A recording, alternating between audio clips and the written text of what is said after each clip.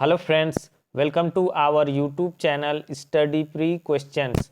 Friends, इस video में हम लोग क्षितिज भाग में जो गद्य रचना है उसमें से एक रचना को पढ़ेंगे, मानवीय करुणा की दिव्य चमक। मानवीय करुणा की दिव्य चमक जो कि सर्वेश्वर दयाल सक्सेना के द्वारा लिखा गया है और ये रचना जो है संस्मरण है। तो मानवीय करुणा की दिव्य चमक एक संस्मरण है जिसको कि सर्वेश्वर दयाल सक्सेना जी के द्वारा लिखा गया है। तो हम लोग पहले सर्वेश्वर दयाल सक्सेना जी के बारे में पढ़ेंगे, उनका जीवन परिचय पढ़ेंगे, क्योंकि एग्जाम में जो है उससे भी प्रश्न पूछा जाएगा कि उनका जन्म कहाँ हुआ, उनकी प्रमुख रचनाएं कौन सी है। इस तरह से एग्जाम में प्रश्न पूछा जाएगा। तो चलिए देखते हैं। सर्वेश्वर दयाल सक्सेना का जन्म 1927 में जिला बस्ती, उत्तर प्रदेश में हुआ। उनकी उच्च शिक्षा इलाहाबाद विश्वविद्यालय से हुई। वे अध्यापक, आकाशवाणी में सहायक प्रोड्यूसर, दिनमान में उप संपादक और प्राग के संपादक रहे। सन 1983 में उनका आकस्मिक निधन हो गया, यानी कि अचानक उनकी मृत्यु हो गई। सर्वेश्वर बहुमुखी प्रतिभा के साहित्यकार थे। वे कवि, कहानीकार, उपन्यासकार, निबंधकार और नाटककार थे। सर्वेश्वर की प्रमुख कृतियां हैं, यानी कि उनकी जो प्रमुख रचनाएं हैं, काठ की घंटियां, कुआनो नदी, जंगल का दर्द, खूंटियों पर टंगे लोग, ये कविता संग्रह है। पागल कुत्तों का मसीहा, सोया हुआ जल, ये उपन्यास है। लड़ाई जो कि कहानी संग्रह है। तो ये सब भी ध्यान दीजिएगा कि कौन सा उपन्यास है, कौन सा कहानी संग्रह है, कौन कविता संग्रह है, कौन नाटक है, क्योंकि एग्जाम में ये पूछा जाएगा। इसके अलावा बकरी जो कि नाटक है, भौं भौं खौं खौं, बतूता का जूता, लाख की नाक जो कि बाल साहित्य है, चर्चे और चरखे उनके लेखों का संग्रह है। खूंटियों पर टंगे लोग पर उन्हें साहित्य अकादमी का पुरस्कार मिला है, तो ये भी इम्पोर्टेंट है। सर्वेश्वर की पहचान मध्य वर्गीय आकांक्षाओं के लेखक के रूप में की जाती है। मध्य वर्गीय जीवन की महत्वाकांक्षाओं, सपनों, संघर्ष, शोषण, हताश और कुंठा का चित्रण उनके साहित्य में मिलता है। सर्वेश्वर जी स्तंभकार थे और चर्चे और चरखे नाम से दिनमान में जो स्तंभ लिखते थे उसमें बेबाक सच कहने का साहस दिखता है। उनकी अभिव्यक्ति में सहजता और स्वाभाविकता है। अभिव्यक्ति यानी कि उन जो विचारों को प्रकट करते हैं, व्यक्त करते हैं, उसमें जो है उनकी सहजता और तो ये जो व्यक्ति के जीवन के बारे में लिखी गई यादों का जो संग्रह होता है, किसी के जीवन का याद के बारे में अपने याद के द्वारा उसके जीवन का जो है यादों को लिखेंगे, उसको क्या कहेंगे? संग्रह कहेंगे। यानी कि किसी व्यक्ति के जीवन के बारे में लिखी गई यादों का संग्रह को ही हम लोग क्या कहेंगे? संस्मरण कहेंगे। संस्मरण स्मृतियों से बनता है और स्मृतियों की विश्वसनीयता उसे महत्वपूर्ण बनाती है। फादर कामिल बुल्के पर लिखा गया संस्मरण इस कसौटी पर खरा उतरता है। तो ये जो संस्मरण है ये किस पर लिखा गया है? फादर कामिल बुल्के पर लिखा गया है यह संस्मरण।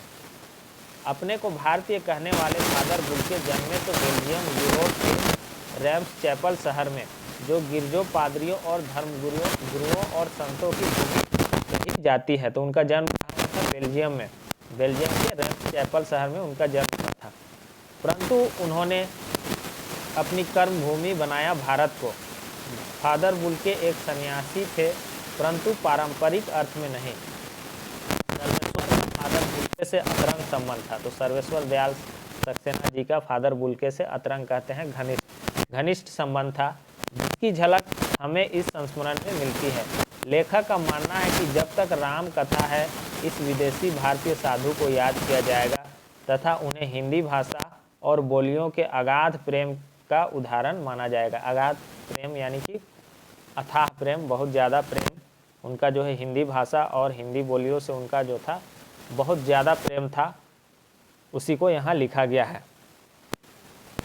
अब हम लोग देखेंगे संस्मरण जो है मानवीय करुणा की दिव्य चमक। मानवीय यानी कि मानव का, करुणा कहते हैं दया रहम, दिव्य कहते हैं कि अलौकिक, भव्य कह सकते हैं। तो मानवीय करुणा यानी कि मानव के अंदर का जो दया रहम का एक चमक है, दिव्य चमक, अलौकिक चमक, जो कि किसके अंदर है?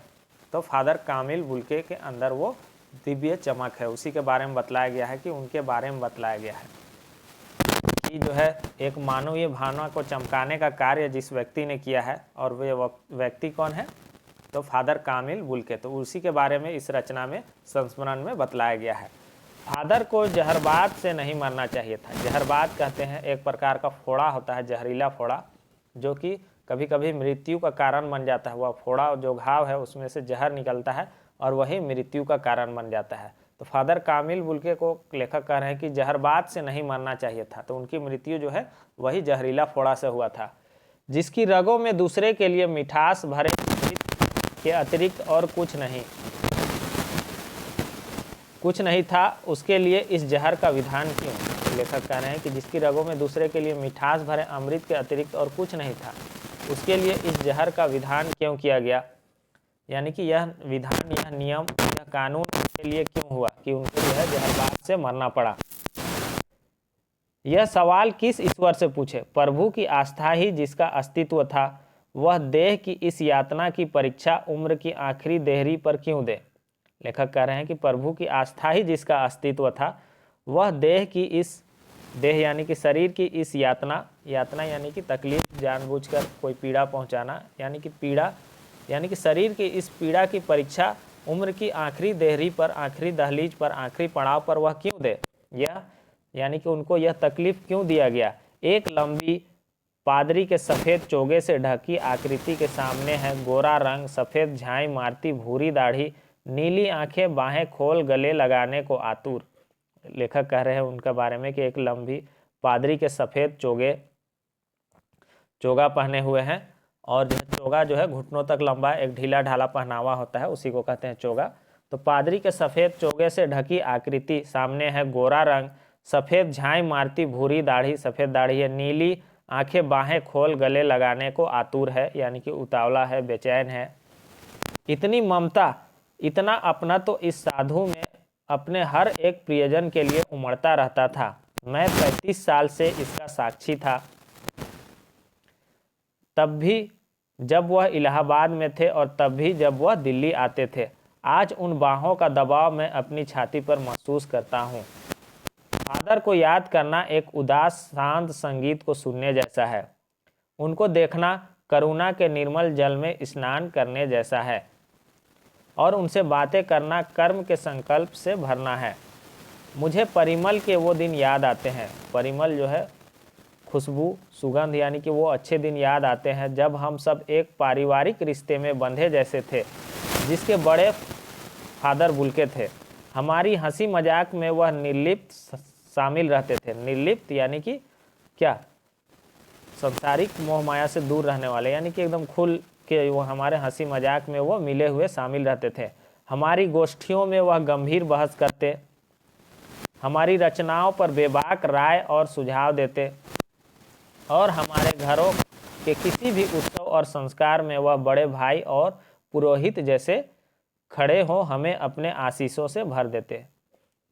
मुझे अपना बच्चा और फादर का उसके मुख में पहली बार अन्न डालना याद आता है, और नीली आंखों की चमक में तैरता वात्सल्य भी, जैसे किसी ऊंचाई पर देवदारू की छाया में खड़े हो। तो लेखक कहते हैं कि मुझे जो है अपने बच्चा में जो है फादर उसके मुंह में पहली बार अन्न डाले थे मेरे बच्चे में, वह समय याद आता है, और उनकी नीली आंखों की चमक में तैरता हुआ वात्सल्य यानी कि प्रेम, खास करके माता पिता का जो अपने बच्चों के प्रति प्रेम होता है, वह प्रेम जो है तैरता हुआ उनकी आंखों में दिखाई देता था, और जैसे किसी ऊंचाई पर देवदारू की छाया में खड़े हो। ऐसा लगता था जैसे किसी ऊंचाई पर जो है देवदार के पेड़ की छाया में हम खड़े हो।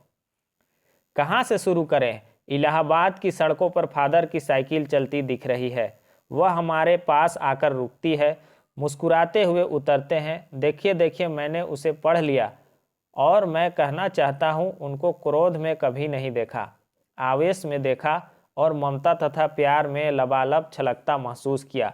अक्सर उन्हें देखकर लगता कि बेल्जियम में इंजीनियरिंग की अंतिम वर्ष में पहुंचकर उनके मन में सन्यासी बनने की इच्छा कैसे जाग गई, जबकि घर भरा पूरा था। 2 भाई, 1 बहन, माँ पिता सभी थे। तो उनके परिवार में सब कुछ था, यानी कि एक भरा पूरा परिवार था। 2 भाई थे, 1 बहन और माता पिता, सब कुछ था। फिर भी उनके मन में जो है इंजीनियरिंग के अंतिम वर्ष में पहुंचकर जो है सन्यासी बनने की इच्छा कैसे जागी, यही लेखक कह रहे हैं। आपको अपने देश की याद आती है? ऐसा सवाल किया जाता है, मेरा देश तो अब भारत है। वो जवाब देते हैं कि मेरा देश तो अब भारत है, मैं जन्मभूमि की पूछ रहा हूँ। हाँ आती है, बहुत सुंदर है मेरी जन्मभूमि रैम्स चैपल। रैम्स चैपल जो कि बेल्जियम का शहर है जहाँ उनका जन्म हुआ था। तो वो कहते हैं कि हाँ बहुत सुंदर है मेरा जन्मभूमि, मेरा जहाँ जन्म हुआ है रैम्स चैपल जो है बहुत सुंदर है। घर में किसी की याद जब पूछा जाता है, माँ की याद आती है, बहुत याद आती है। फिर अक्सर माँ की स्मृति में डूब जाते देखा है। फिर उनको जो है माँ अक्सर जो है माँ की यादों में डूब जाते देखते हैं लेखक। उनकी माँ की चिट्ठियां अक्सर उनके पास आती थी। अपने अभिन्न मित्र डॉक्टर रघुवंश को वह उन चिट्ठियों को दिखाते थे। पिता और भाइयों के लिए बहुत लगाव मन में नहीं था। पिता व्यवसायी थे, एक भाई वहीं पादरी हो गया है, एक भाई काम करता है, उसका परिवार है। बहन सख्त है और जिद्दी थी, बहुत देर से उसने शादी की। फादर को एकाध बार उसकी शादी की चिंता व्यक्त करते उन दिनों देखा था।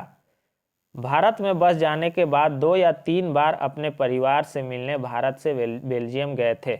लेकिन मैं तो सन्यासी हूँ, आप सब छोड़कर क्यों चले आए? प्रभु की इच्छा थी, वह बालकों किसी सरलता से मुस्कुराकर कहते।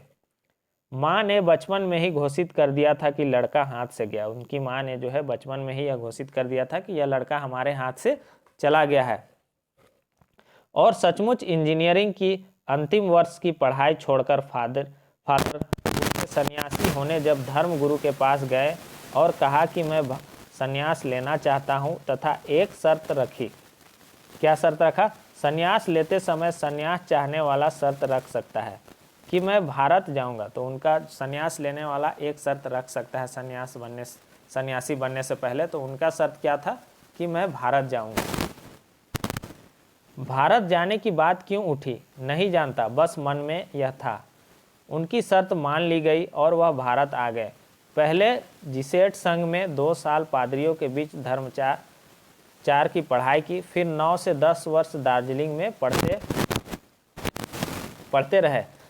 कलकत्ता से बीए किया और फिर इलाहाबाद से एमए। उन दिनों डॉक्टर धीरेन्द्र वर्मा हिंदी विभाग के अध्यक्ष थे।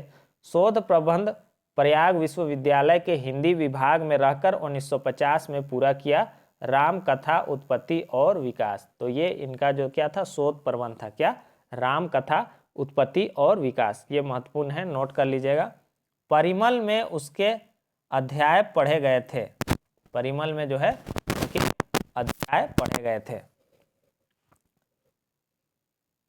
फादर ने मातृलिंग के प्रसिद्ध नाटक ब्लू बर्ड का रूपांतर भी किया है। तो फादर कामिल बुल्के जो है क्या है, मातृलिंग से जुड़ा एक नाटक है जो कि ब्लू बर्ड नाम है। उसको जो है फादर कामिल बुल्के ने उसका हिंदी में अनुवाद किया था और उसका नाम दिया था नील पंछी। क्या नाम दिया था? तो ये मातृलिंग जो है एक नाटक से जुड़ा हुआ है जिस नाटक का नाम है ब्लू बर्ड।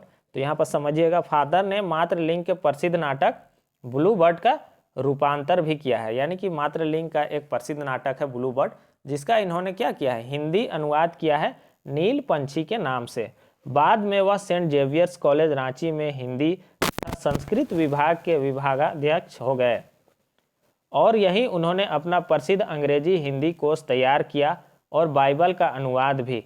और वहीं बीमार पड़े, पटना आए, दिल्ली आए और चले गए 47 वर्ष देश में रहकर और 73 वर्ष की जिंदगी जीकर। तो वह क्या हुआ, इन्होंने बाइबल का अनुवाद भी किया और बीमार पड़ गए, फिर पटना आए, फिर दिल्ली आए और चले गए। 47 वर्ष वे भारत में रहे और 73 वर्ष की आयु में इस दुनिया को छोड़कर वह चले गए।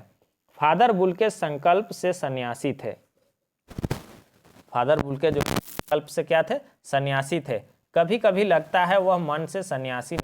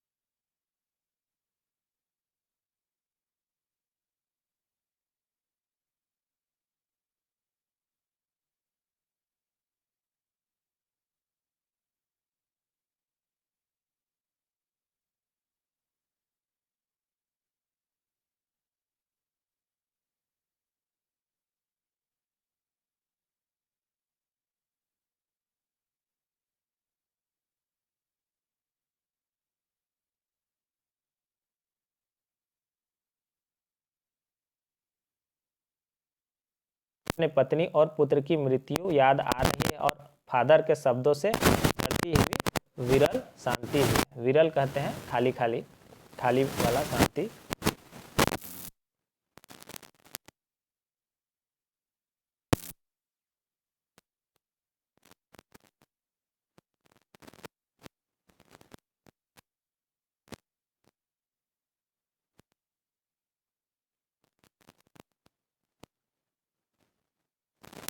था, तरलता जम गई थी। उनका जो तरलता था, यानी कि तरल क्या, लिक्विड, यानी कि उनका जो तरलता था वह क्या हो गया है, वह जम गया है। वह 18 अगस्त 1982 की सुबह 10 बजे का समय था। दिल्ली में कश्मीरी गेट के निकलसन कब्रगाह में उनका ताबूत एक छोटी सी नीली गाड़ी से उतारा गया। कुछ पादरी, रघुवंश जी का बेटा और उनके परिवार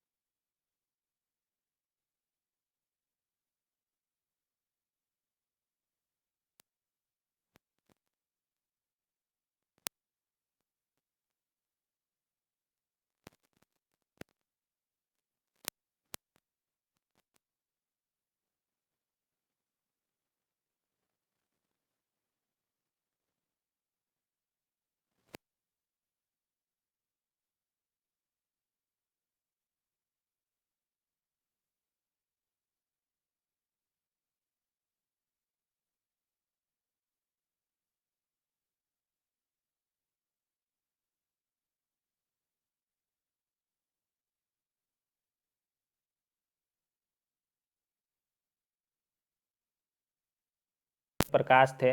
डॉक्टर रघुवंश भी थे, जो अकेले उस सड़क की ठंडी उदासी में बहुत पहले खामोश दुख की किन्हीं अपरिचित आहटों से दबे हुए थे। यानी कि पहले से ही हुआ वहां पर दुखी रूप में खड़े हुए थे। फादर की देह पहले कब्र के ऊपर लिटाई गई। मसीही विधि से अंतिम संस्कार हुआ, यानी कि क्रिश्चियन लोग जो है जिस विधि से करते हैं संस्कार, उसी को कह रहा। मसीही विधि से उनका अंतिम संस्कार शुरू हुआ। रांची के फादर पास्कल तोयना के द्वारा यह शुरू किया गया संस्कार। उन्होंने हिंदी में मसीही विधि से प्रार्थना की। फिर सेंट जेवियर्स के रेक्टर फादर पास्कल ने उनकी जीवन और कर्म पर श्रद्धांजलि अर्पित करते हुए कहा कि फादर भूल के धरती में जा रहे हैं, इस धरती से ऐसे रत्न और पैदा हों। डॉक्टर सत्य प्रकाश ने भी अपनी श्रद्धांजलि में उनको अनुकरणीय जीवन को नमन किया। अनुकरणीय यानी कि अनुकरण करने योग्य उनका जो जीवन था उसको नमन करते हैं। फिर देह कब्र में उतार दी गई। मैं नहीं जानता इस सन्यासी ने कभी सोचा था या नहीं कि उसकी मृत्यु पर कोई रोएगा, लेकिन उस क्षण रोने वालों की कमी नहीं थी। नम आंखों को गिनना स्याही फैलाना है, यानी कि कितने आंखें उस समय नंग थी उसको लिखना, स्याही फैलाना, यानी कि इतने ज़्यादा लोग थे कि लिखने का मतलब है कि बहुत सारा लिखना पड़ेगा। यानी कि बहुत सारे ऐसे लोग थे जिनकी आंखें जो थी उस समय नम थी। इस तरह हमारे बीच से वह चला गया जो हम में से सबसे अधिक छायादार, फल फूल, गंध से भरा और सबसे अलग, सबका होकर सबसे ऊंचाई पर मानवीय करुणा की दिव्य चमक में लहलहाता खड़ा था, जिसकी स्मृति हम सबके मन में, यानी कि जिसकी याद जो है हम सबके मन में, जो उनके निकट थे, किसी यज्ञ की पवित्र आग की आंच की तरह आजीवन बनी रहेगी। तो उनकी जो याद है हम सबके मन में जो है किस तरह से रहेगा, जैसे यज्ञ की जो पवित्र आग का जो आंच होता है उसी तरह उनका याद जो है हमारे मन में हमेशा रहेगा, आजीवन बना रहेगा। मैं उस पवित्र ज्योति की याद में श्रद्धा नत हूँ।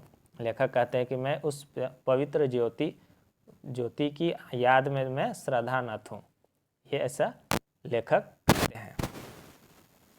तो यहाँ पर जो है ये चैप्टर कंप्लीट हो जाता है। इसका क्वेश्चन आंसर भी कराएंगे और क्वेश्चन आंसर का टेस्ट लगाना चाहते हैं तो स्टडी प्री क्वेश्चन एप्लीकेशन या आपको प्ले स्टोर में या डिस्क्रिप्शन में मिल जाएगा, वहाँ से आप डाउनलोड कर लीजिएगा। वहाँ सारा क्वेश्चन का चैप्टर वाइज जो है क्वेश्चन को टेस्ट के रूप में डाल दिया जाएगा, PDF भी दिया जाएगा। तो वहाँ से आप टेस्ट लगाइएगा, जैसे कोई भी चैप्टर पढ़िएगा उसके बाद टेस्ट लगाइएगा तो आपको जो है अच्छे से याद हो जाएगा और एग्जाम में कैसे प्रश्न पूछाए जाएंगे उसका भी आपको आइडिया लगेगा। तो ऐप जो है स्टडी प्री क्वेश्चन, उसको डाउनलोड कर लीजिएगा। और कोई भी दिक्कत होगा तो डिस्क्रिप्शन में मेरा नंबर रहेगा, व्हाट्सएप नंबर है, एक बार लिख लीजिए 8409006632 8409006632। इस नंबर पे व्हाट्सएप करके भी आप अगर कोई भी दिक्कत है तो आप कांटेक्ट करके आप अपना परेशानी बता सकते हैं और अगर कुछ भी जानकारी चाहते हैं तो वहाँ से आप प्राप्त कर सकते हैं। चैनल पे नए हैं तो चैनल को सब्सक्राइब कीजिए और वीडियो को ज़्यादा से ज़्यादा शेयर कर दीजिए। Thanks for watching.